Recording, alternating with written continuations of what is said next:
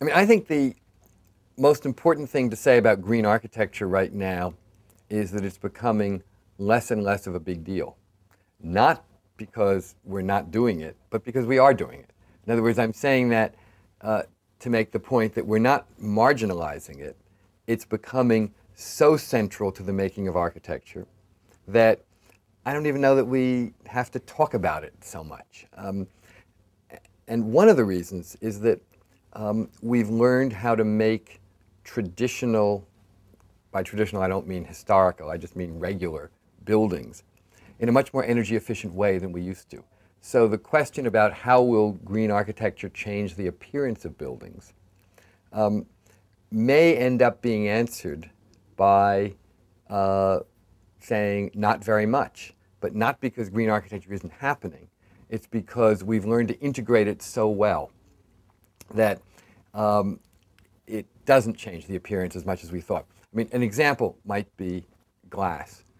Years and years ago, when the first serious attempts were made to make buildings more energy efficient, people used to say, oh, well, that's the end of glass buildings because, you know, nothing's worse than glass, and that's that. And we're going to see, you know, lots of masonry buildings again, or lots of this, or lots of that.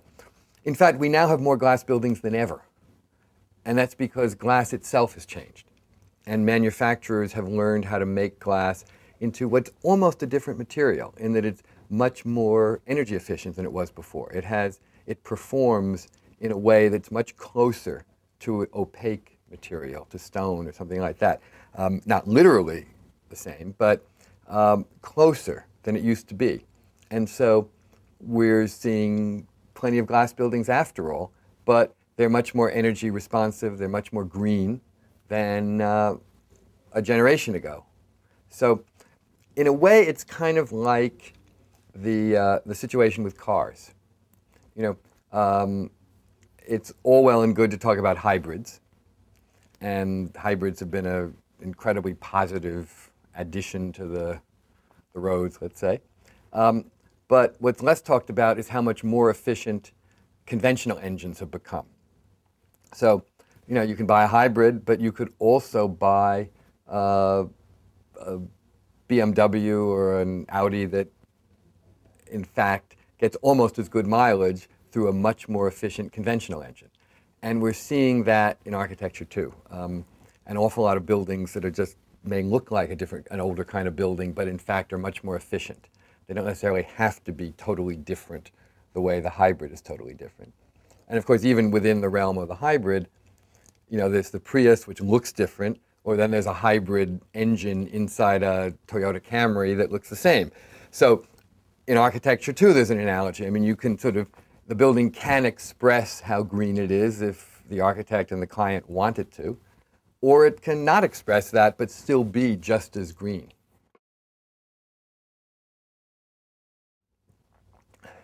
Jane Jacobs and her ideas about the nature of the city and about the city being an organic living thing and a thing capable of constant regeneration and the street being so important, those have almost become the common wisdom today.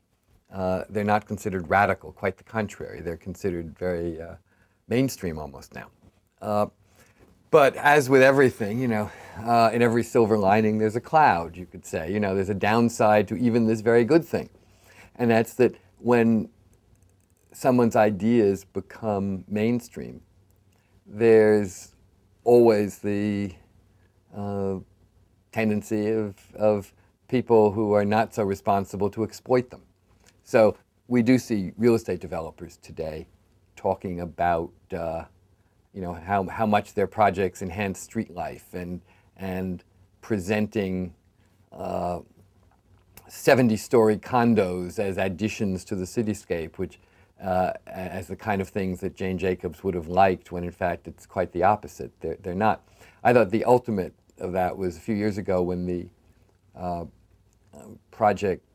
the Jets project to do a stadium on the west side of Manhattan was being pushed. And one of the arguments made for the design was that it would have tucked into the bottom lots of little shops and restaurants and things like that, so that when there was not a football game, it would enliven the cityscape.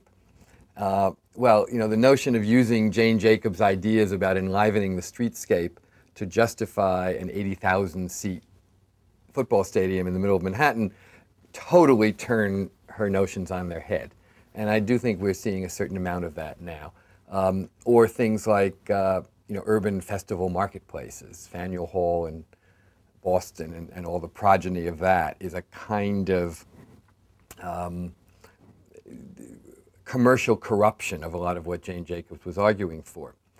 But is the glass half empty or is the glass half full? You know, is it, if you compare a festival marketplace kind of urban thing to a real city street with all the energy and intensity and heterogeneity of a true city street, it doesn't come off so well.